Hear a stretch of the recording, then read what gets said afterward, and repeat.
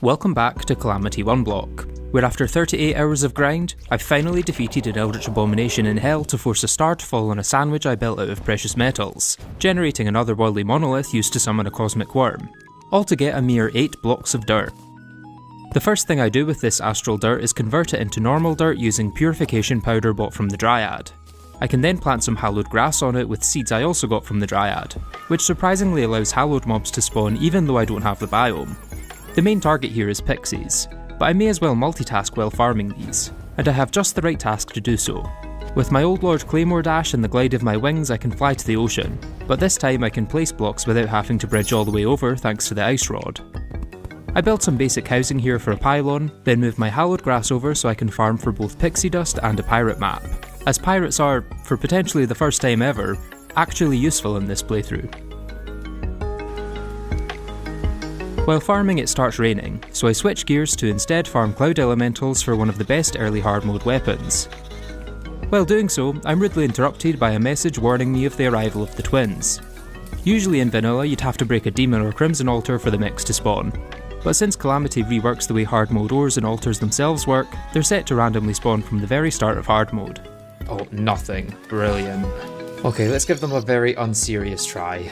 I actually don't want to defeat any of the mech bosses yet though, which is just as well as I have absolutely no chance with my current gear. Without Souls of Night or Light, I can't craft their spawn items, so I first want to get these as random drops from normal enemies, which only happens if they haven't been defeated yet. Since Calamity makes boss summons non-consumable, once I have one of each I'll be able to take them on as many times as I want. I do not think you could beat them. Yeah, you might be right on that one. After collecting enough pixie dust I make a set of fairy wings, giving me not only excellent flight stats, but also a much appreciated extra 60 health. While I'm talking about accessories, I should probably backtrack and explain how I got this giant tortoise shell without a jungle biome. Well, it's actually super easy, as Calamity adds an enemy to the sulphurous sea that drops turtle shells, which I can combine with one of the many giant shells I got in pre-hard mode to make one of the best defensive accessories in early hard mode, granting 15 defense, 5% damage reduction, and immunity to knockback, with some very minor downsides that I can mostly ignore. Back in the present, I place down a bunch of graves near the Dryad so she'll sell me crimson seeds. I then build a large cage which these seeds will live in for the foreseeable future atop the 8 dirt I have. This is the second community tech showcase of the playthrough, this time discovered by Bone Reaper, who found that 8 dirt is actually more than enough to make an entire artificial crimson or corruption. All it takes is a little gardening, and a lot of waiting. During that time I do yet another fishing session, this time to get hard mode ores. I'll not be using the tier 2 or 3 ores until I beat my first and second mech though, as these being found early in crates is a bug that has yet to be fixed. Once I have my first set of each ore there's a much more consistent way to get it though. I am of course once again talking about the mining armour set bonus. This allows me to dupe enough palladium to make a full set of armour, and while crafting it I'm notified of an incoming pirate invasion. I guess whatever Calamity does that allows the mechs to spawn also works for the pirates. I slowly make my way through them while accidentally still wearing the mining armour.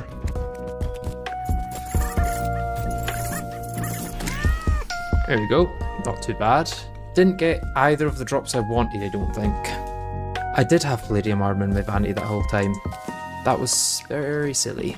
By the time I'm done with the pirates, I return to my crimson grass to find exactly what I was looking for. Okay, we've got thorns. A little known fact is that these count as crimson tiles, meaning with enough patience, care and patience, I'll be able to slowly cultivate enough of these to create my very own crimson biome. Getting the 300 thorns required to count as a crimson biome is going to take a lot of time though, so it'd be really nice if there was a way to speed this up. The Cosmolite added by Calamity might be your first thought, but this skips time rather than speeding it up, and regardless it's not actually obtainable as I don't have Souls of Night or Light yet. I already have an enchanted sundial from fishing, but while this speeds up time it doesn't speed up plant growth. You may then be thinking I should craft a bed, but sadly all the recipes for beds require silk which I don't have access to. This is the first area where the pirates end up being surprisingly useful, and after farming through a blood moon at the ocean I now have the map needed to manually spawn them. Throughout the event, the various pirates drop golden furniture that they presumably stole, and among this furniture is the golden bed, which as far as I'm aware is the only bed I can actually obtain without access to silk.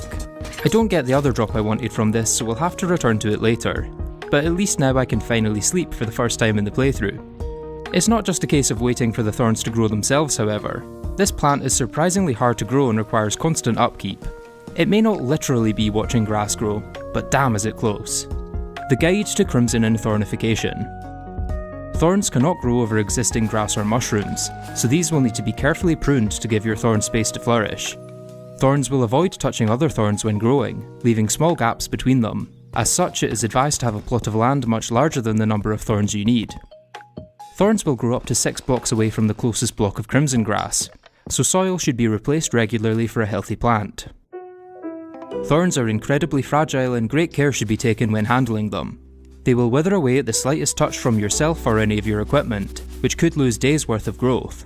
Drills are preferred over pickaxes for any garden work, as the more precise nature ensures it won't disturb this delicate ecosystem.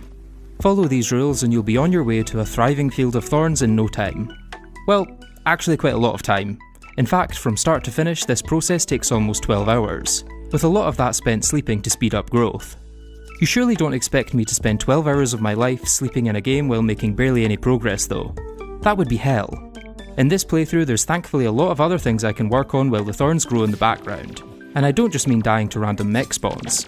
Okay, as expected. My first task is to take advantage of the rain to continue farming cloud elementals. This time combining it with the increased spawn rate of a blood moon to get the drop I wanted, the Storm Saber. This is potentially my favourite early hard mode weapon in Calamity, with its homing projectiles making it very easy to use and dealing excellent damage for this stage of the game. With the sabre in hand, I take down the pirates once again to get the other item I wanted from them, a golden sink. This won't quite allow me to place water in world, but it does allow me to fill some bottles with it so I can make potions for the first time in the playthrough, meaning I no longer have to rely on rare slime drops or crates.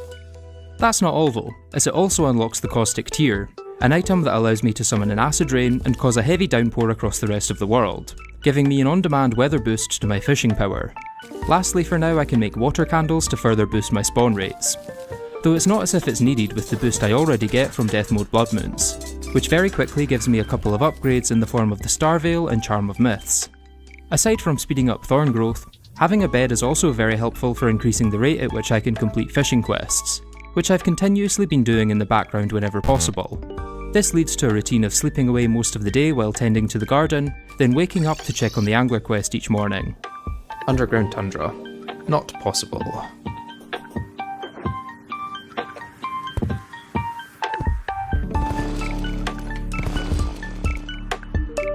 Surface. Finally one I can actually do.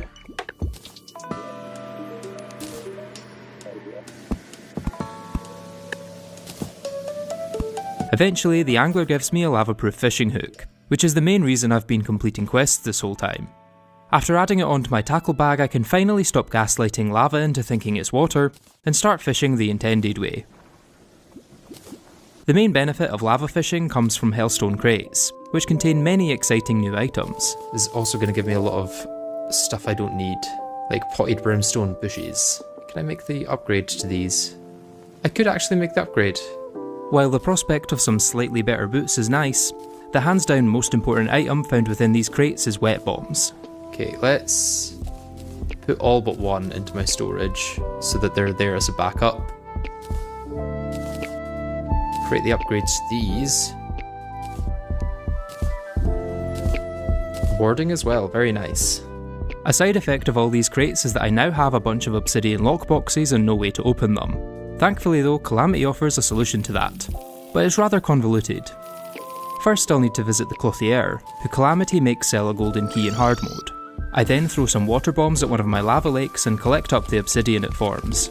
These can then be combined with 5 bones, which Calamity causes Skeletron to drop, to make a shadow key using a recipe also added by Calamity, allowing me to open these lockboxes for some overshadowed and underpowered weapons from pre-hard mode. It's not all for nothing though, as the treasure magnet will be quite useful for collecting the dirt I break while tending to the thorns. Many of the weapons also have upgrades, such as the Hellwing bow being upgraded into the Flarewing bow, which just ends up being worse than my Storm Saber while testing against the Wall of Flesh.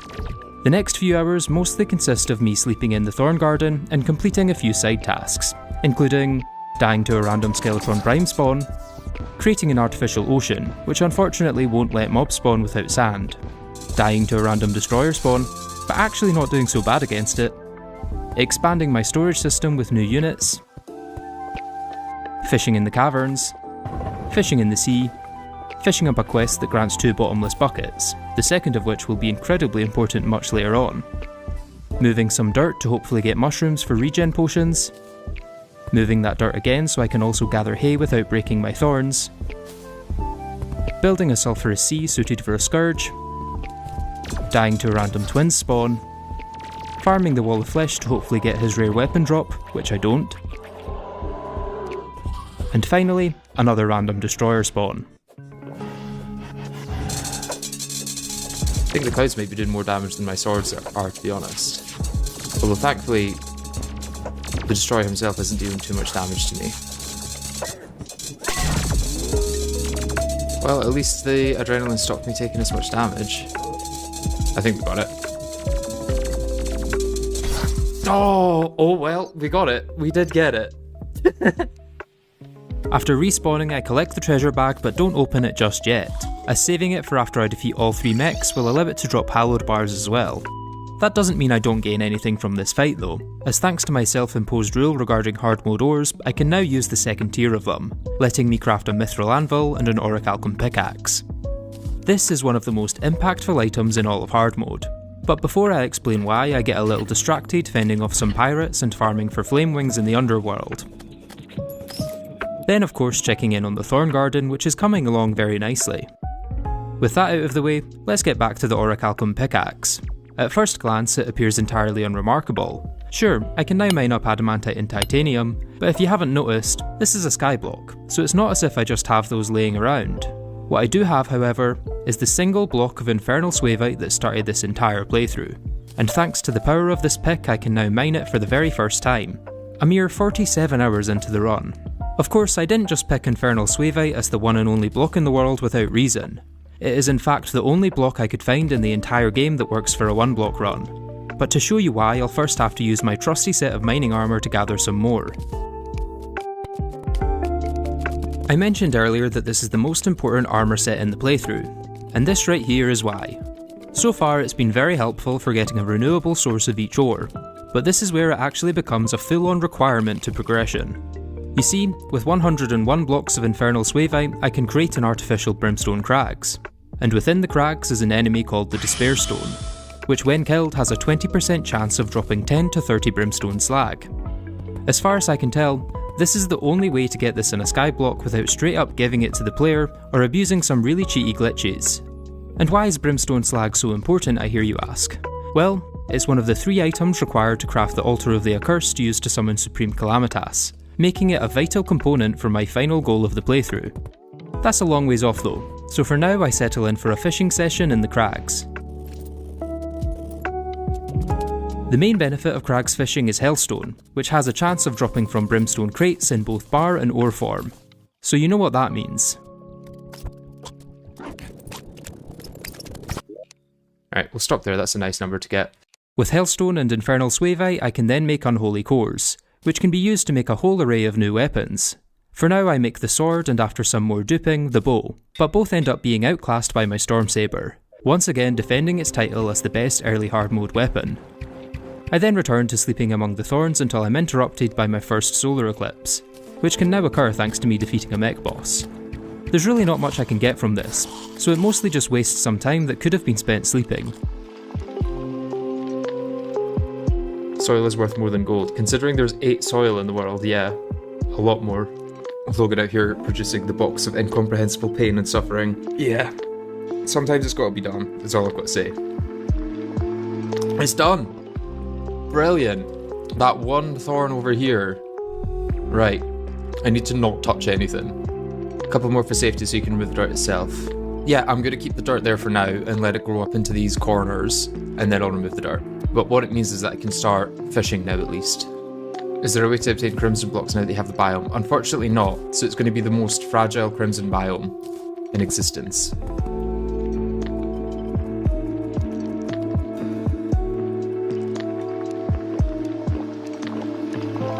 Fishing in the Crimson unlocks Hemopranas for rage potions, the Blade Tongue is a pretty competent true melee weapon, and hematic crates that contain both Ichor and Souls of Night which can be used in many recipes. But that's not even the best bit about this whole Thorn Garden setup. You see, with just a contaminator and a handful of purple solution, I can convert the entire thing into a corruption biome in a matter of seconds. No need to wait another 12 hours for more thorns. This grants access to all the corruption equivalents to the crimson items I just fished up. Ebenkäufer Wrath potions, the Toxicarp as a pretty incompetent ranged weapon, and defiled crates containing cursed flames and even more souls of night, which I combine with some unholy cores and essence of havoc to make a charred idol I can use to summon the brimstone elemental. For that though, my current Crags biome won't be enough, so I get started on farming despair stones for brimstone slag. Do a little bit of this, a little bit of this, and hope that I don't die.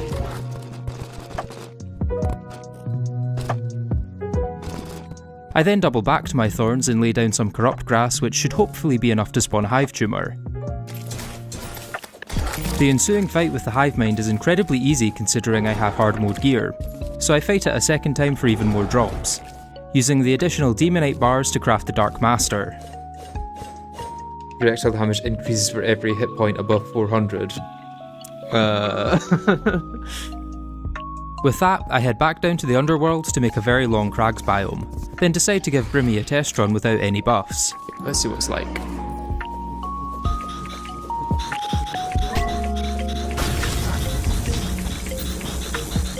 Okay, so not bad so far.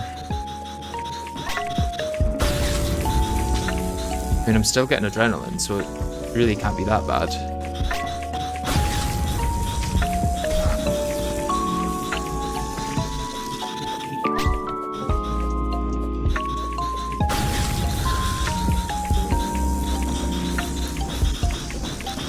Yeah, I really don't mind the Brimstone Elemental fight. It's probably one of the ones I'm naturally a bit better at.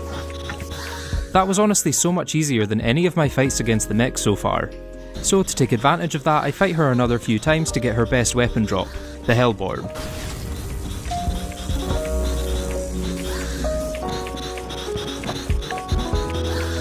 Between farming Brimmy, I take a short break to fight the Perforators, using the bloody worm tooth it drops to further increase my melee damage and defense.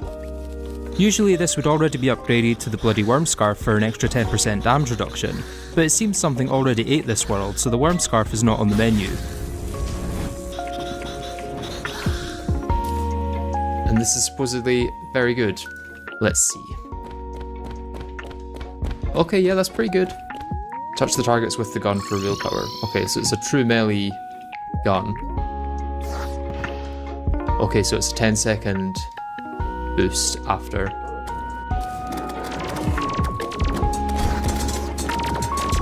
Okay, yeah, it's dealing quite a lot of damage.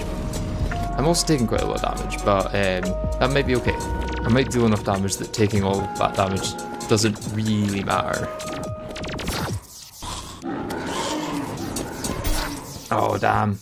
Sadly, I don't quite manage to take down the twins by the end of the night, so I spend the next day at the Sulphurous Sea trying to get the Aquatic Scourge to spawn.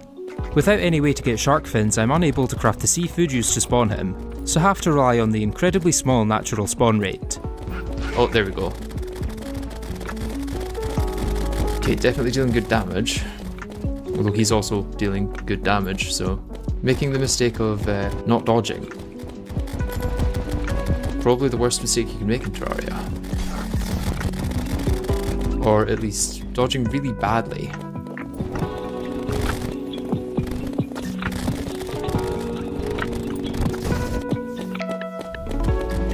Okay, managed that. Now just the actual event. After a very slim victory against the Scourge, the Tier 2 Acid Rain was a breeze. I don't end up getting the drop I wanted from this, that being the Orthocera shell as a much needed sentry upgrade, but go back to attempting the twins anyway. This is going worse than my first attempt. Like a lot worse. Yeah. I think I just managed to phase transition them both at the same time, which is the exact opposite of what I want to do. Pokemon's gonna be dead soon. Ah! Okay, let's go for it. Okay, let's try not to jump into the projectiles. I've heard that that works quite well. And I'm still using mining armor. I I've heard that doesn't work too well. I did at least get my adrenaline off.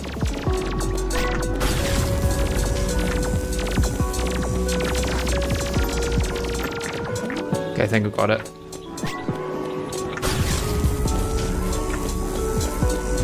There we go. Not too bad. Could have been worse. Could have been better. I could have had the right things equipped. That would have helped. But we got it in the end. With my second mech down, I can now allow myself to use titanium and adamantite. But honestly, these don't offer much, so aside from upgrading my Hellforge, I mostly skipped this tier. At this point, I've been sitting at 380 health for quite a while, so decide to do one last push on the life crystal grind to get up to max health. This is a good point to bring up some fishing tech that Bone Reaper taught me to eke out a little more efficiency from each session. Whenever my sonar potion detects an item I don't want, I quickly swap to another item in my hotbar and then back to my fishing rod. This cancels the time that would have been spent on the bobber animation and allows you to get straight back to waiting for a good catch. Pair this with a block directly below the bobber to slightly speed up the time it takes to settle, and you have a recipe for a high-octane, skill-based fishing session. 8 minutes later, I open my crates to find not one but 2 life crystals. Enough to both max out my health and make my first heart lantern. Looking back, I've come a long way from fighting slimes in the void. So, what's next? I could turn my 8 dirt into mud, plant some jungle grass and defeat Skeletron Prime, hoping a Plantera's bulb spawns on top of it. Considering the intended progression of the game, that would make a lot of sense. But there's a better option. By farming some enemies in the astral biome that I've mostly ignored since collecting my 8 dirt, I gather the materials needed to craft an astral chunk. Taking on Astramoris right now may seem a little strange, but trust me when I say it's going to be well worth it. If you're walking, he will not land on you. When he jumps, just walk. When we need to dash, he will not reach you. Just jump the projectile wave. Okay. Okay, I think I know what you mean now.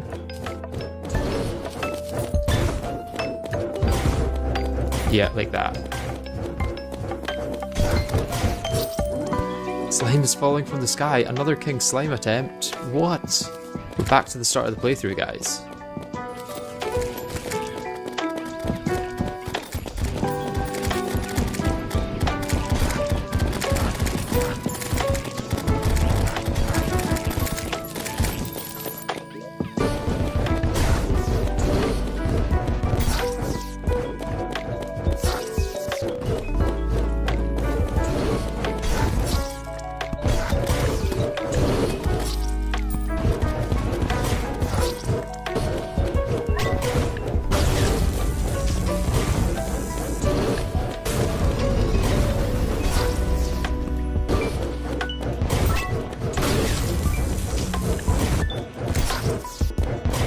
Okay, getting close, but I'm also getting close to dying, especially if that hits me.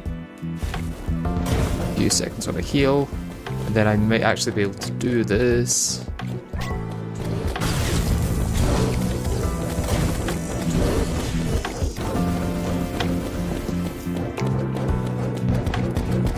Hey, not too bad. Astramoris drops some really good weapons and a permanent upgrade to my adrenaline. But that's not why I fought him so early. You may have noticed at the end of the fight there was a message in chat about another star falling from the heavens. This is entirely normal and happens in most worlds after defeating Aureus. But what doesn't usually happen is this. What you're looking at is a second monolith that spawned right on top of the existing one. And yes, this one contains dirt too. Full credit for this discovery goes to Raz in my Discord server. The full explanation behind it is a little complex and has to do with the number of astral tiles in the world and the astral ore on the surface. But the headline is that each time I defeat Aureus, I gain access to an extra 8 dirt. Now, considering what I've already done with the first 8 dirt, imagine what I could do with a technically infinite supply of it. New biomes, new enemies, new items and new bosses are now closer than ever before. But to see all of that, you're going to have to subscribe to the channel and wait for the next episode. Unless of course you'd like to join my Patreon where it will already be uploaded when this one goes public. Either way, thank you very much for watching, and I hope to see you in the next one.